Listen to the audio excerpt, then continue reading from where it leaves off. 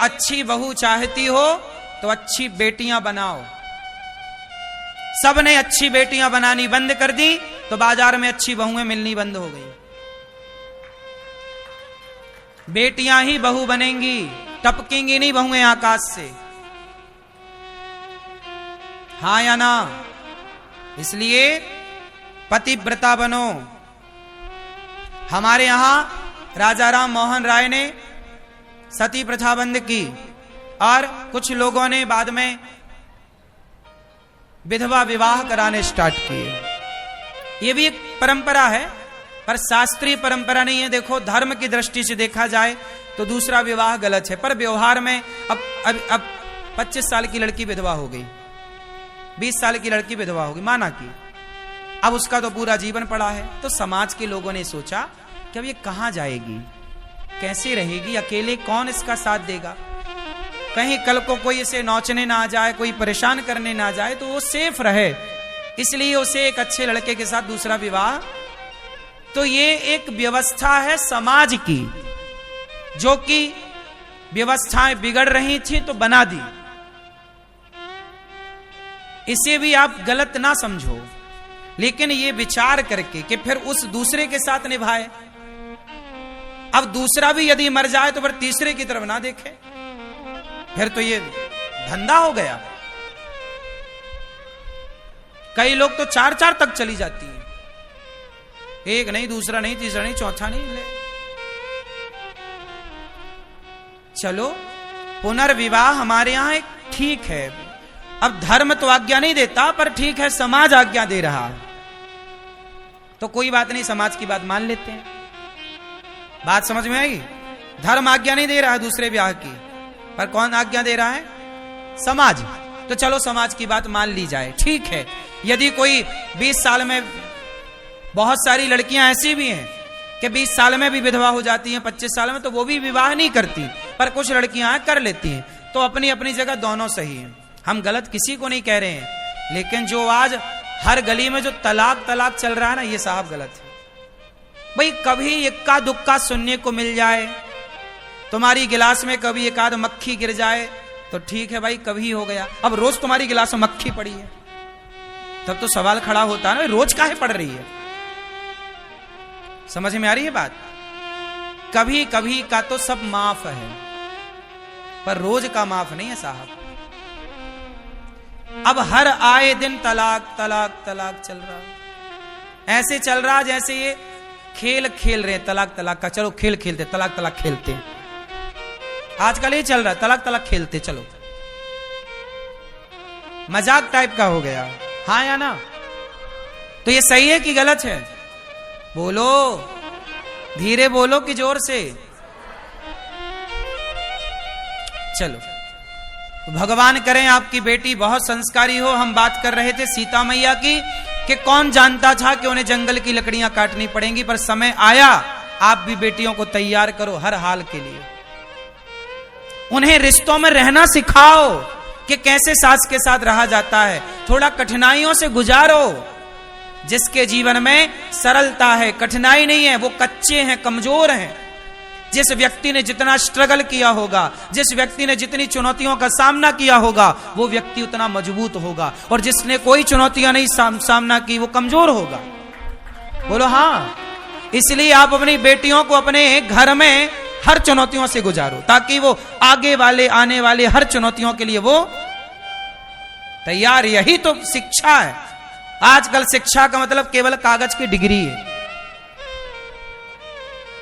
बड़े बड़े पढ़े लिखे लोग आत्महत्या कर लेते हैं।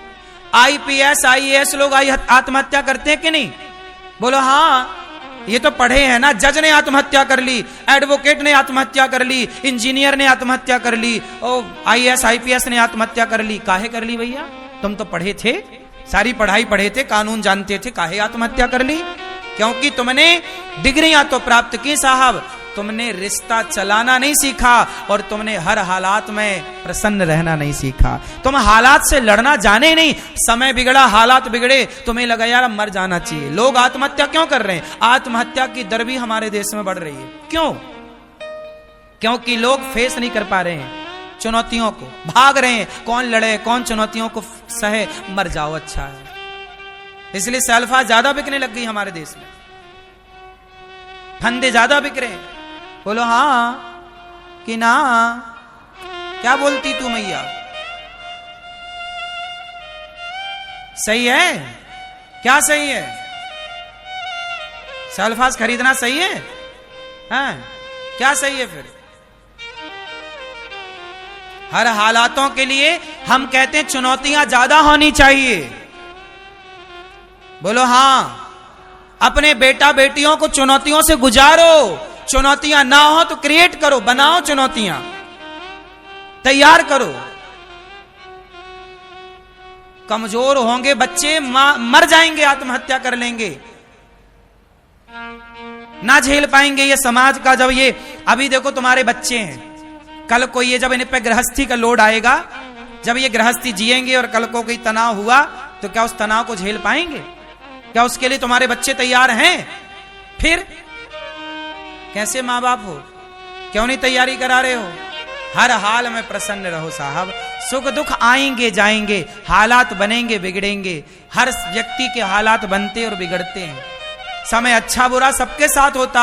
एक आदमी का नाम बताओ, राम जैसे हालात किसके होंगे? सीता जैसी कोई नारी होती तो मर जाती। बोलो हाँ। जंगल में तुम्हारा पति छोड़े आवे, लेकिन धन्य सीता मां पिता के पास नहीं गई, आज की छोरी होती फोन लगा देती, सुनो सेना भिजवाओ, आक्रमण करेंगे अयोध्या में। क्योंकि सीता मां के पिता भी पावरफुल थे, जनक जी हैं, जनक जी बहुत अच्छे हैं, उनकी सेना बहुत पराक्रमी है। चाहती सीता मैया तो पिता से मिलकर आक्रमण करा देती। क्यों भगाए हमें घर से? क्यों? क्या क्या आज की तो कोर्ट केस कर दे। लेकिन सीता मां सब्र की प्रतिमूर्ति है, एक नारी का धर्म जानती हैं, वो पतिव्रता है। और राम भी पत्नीव्रता है। ऐसा नहीं कि सीता गई तो राम ने दूसरा ब्याह कर लिया। कर लिया क्या? बोलो। कल मेरे पास प्रश्नोत्तरी में एक बहन आई, आज यहां है कि नहीं, मैं कल की घटना बोल रहा हूं, मेरे पास तो आए दिन रोज केस आते हैं। कल मेरे पास एक बहन आई, वो हिमाचल तरफ की थी कोई बहन, वो बताई कि मैं गाड़ी से गिर गई, मेरा दुपट्टा फंस गया था पीछे के पहिए पे, बेटा गाड़ी चला रहा था, मैं गिर गई और मैं गिरी तो मैं बेहोश हो गई, कोमा में चली गई। कोमा में चली गई 2 महीने के लिए, तो मेरे पति ने मुझे कोमा में छोड़ा, मैं कोमा में पड़ी और मेरे पति ने छोड़ा और दूसरा ब्याह कर लिया। और 2 महीने बाद वो कोमा से ठीक हो गई। कल यहां आई थी मेरे पास, बता रही थी उस समय उनकी उम्र थी 25 साल। 25 साल की पत्नी को छोड़ा, 2 बच्चे थे। पति को क्या चाहिए था? उसके पति को, आदमी तुमसे प्यार नहीं कर रहा, तुम्हारे शरीर से प्यार कर रहा है। उसे लगा अब तो कुछ मिलना नहीं है, तो कोमा में है, अब उसकी शरीर की गर्मी जाए कहां? वो तो हवस मिटाना चाह रहा था। आजकल के लोग शादी करते क्यों है? सबके लिए नहीं बोल रहा हूं, पर ये सच्चाई है। आजकल विवाह का मतलब केवल हवस मिटाना है और कुछ नहीं। जानते नहीं लोग विवाह क्यों करते हैं। अरे विवाह मतलब संस्कार, विवाह मतलब संस्कार। रिश्ते बनाए हो तो हर हाल में पत्नी का साथ दो, निभाओ। राम जी की पत्नी वनवास गई, समाज को सीखना चाहिए, पर राम जी ने दूसरा ब्याह, राम जी ने यज्ञ किया। गुरु जी ने कहा कि आपको दूसरा विवाह करना पड़ेगा, क्योंकि जो यज्ञ आप करने जा रहे हैं वो पत्नी के बिना नहीं हो सकता। कोई भी पुरुष यज्ञ पत्नी के बिना नहीं कर सकता, पत्नी के बिना यज्ञ पूरा नहीं होता, पता है आपको? तो राम को ये यज्ञ करने की इजाजत नहीं दी वशिष्ठ जी ने।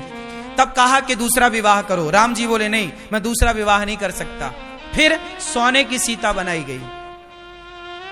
किसकी सीता बनाई गई? सोने की सीता बनाई गई। और राम का सोने की सीता जब बनाई गई, सोने की सीता के साथ फिर यज्ञ पूरा हुआ। मतलब राम जी ने अपनी पत्नी के सिवा पराई नारी को नहीं देखा। उनके पास भी ऑप्शन था विवाह का। आज के मर्द को सीखना चाहिए कि पत्नी का साथ कैसे दिया जाता है, राम जैसे दिया जाता है।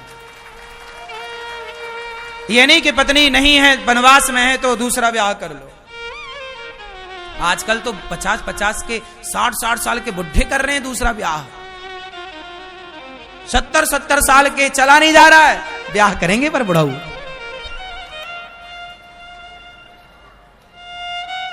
सीखो तुम राम से। राम सबके आदर्श हैं। राम पर उंगलियां उठा देना बड़ा सरल है। कह दो आप राम को गलत, राम पर उंगलियां उठाना बहुत आसान है, पर राम बन जाना 100 पीढ़ी साहब लगा लो, राम जैसा आदर्श कहां से लाओगे। इसलिए राम तो राम है, धन्य है राम। इसलिए पत्नी का साथ देना चाहिए, हर हाल में दो। ऐसा नहीं कि पत्नी कोमा में चली गई तुम छोड़ के दूसरा ब्याह कर लो, और सुनो दूसरा ब्याह करके अब वो बुढ़ऊ फिर वो निपट भी गया, पत्नी है अभी, दूसरा पत्नी को छोड़ के दूसरा ब्याह करोगे तो मरोगे। ऐसा हम नहीं बोल रहे हैं, कल वो बता रही थी। इसलिए अपने पत्नी को छोड़ने का सोच रहे हो, बिल्कुल त्याग दो, छोड़ना विचार, वरना टै हो जाओगे। क्यों मैया? इसलिए पत्नियों के साथ धोखा नहीं, गद्दारी नहीं। ना पत्नी गद्दारी करे पति के साथ, धोखा करे ना पति। रिश्तों तो कम से कम ईमानदारी से गुजारो, धोखा ना हो रिश्तों में। क्यों भैया? हाँ, तो भगवान राम सही है कि गलत है? हाँ, ऐसे खुल के कहा करो। राम की मजबूरी तो समझो, राम के हालात तो समझो, राम की जगह खड़े होकर तो देखो। तुम्हें क्या दिखता है राम की जगह खड़े होने से? जो तुम अभी देख पा रहे हो ना, वो राम की जगह खड़े होके ना देख पाओगे, वहां कुछ और दिखेगा।